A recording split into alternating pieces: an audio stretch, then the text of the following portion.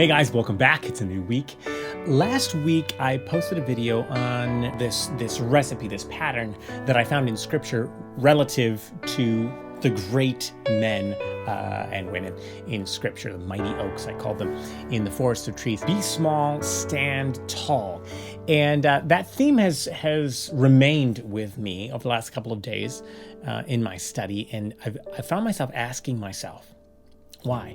Why is it that God has to start with a sapling? Why is it that the tall must start out small, that the strong must start out weak? Why is it that God needs the pliable in order to infuse in a man the strength of steel? If strength was all there was to it, then men like Nero and Napoleon, Herod and Hitler would be the best candidates for the kingdom. And obviously, they're not. Here's the conclusion I've come to this week. Here's the lesson that I've learned. Ultimately, it's not nearly so much about what a man does, but what a man loves. And here's what proved it to me. You remember Peter. Peter, who was so sure. Peter, who was ready to go on the warpath in defense of his master, ready to storm the gates of Rome in order to set his master up a throne and let him reign as king.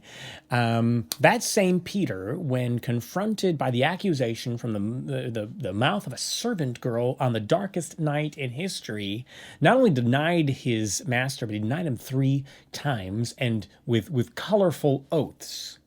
And when it was all over and his master walked out of the judgment hall, he turned, looked him in the face, and that look broke Peter wide open and saved him.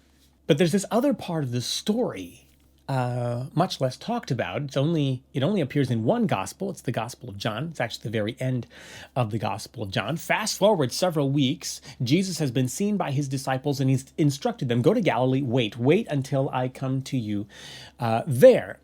And so here they are. Peter and several of his friends hanging out by the sea. It's evening. They're sitting there reminiscing about all that Jesus has done and said. They can see the hillside where 5,000 were fed. They can see all these sites where people were healed, the dead were raised, the lame were made to walk.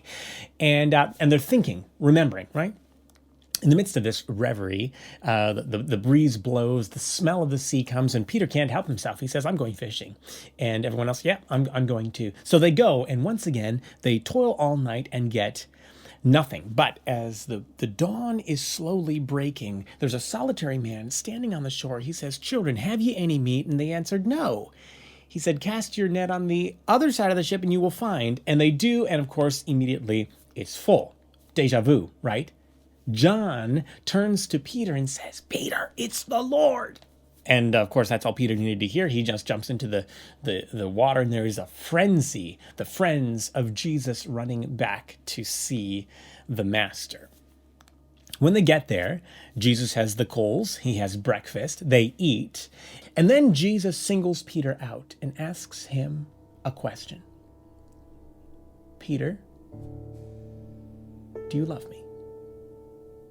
His actual words in the King James are, lovest thou me more than these? And Peter's response, of course, is, oh, yes, yes, I do. Yes, I do love you.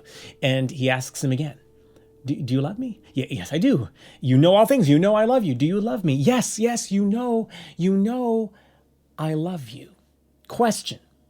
Why was that Jesus' question to Peter? Why do you love me? Why not?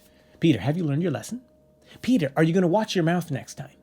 Peter, have you now counted the cost? Peter, do you know what it's going to mean to follow me, to be my disciple? Peter, do you know that it's not always going to go well?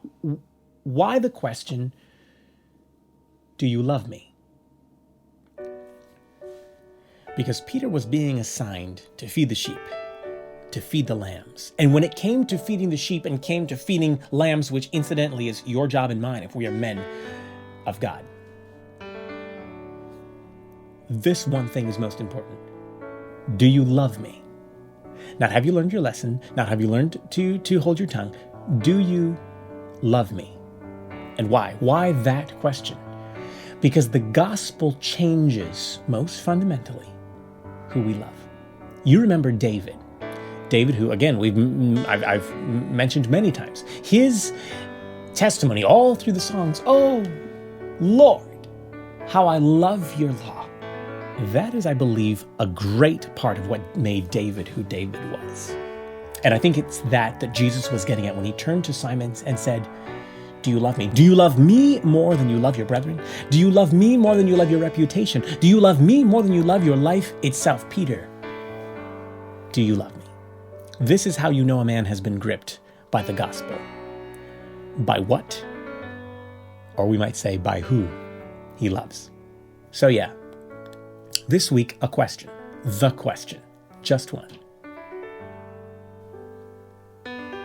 What do you love?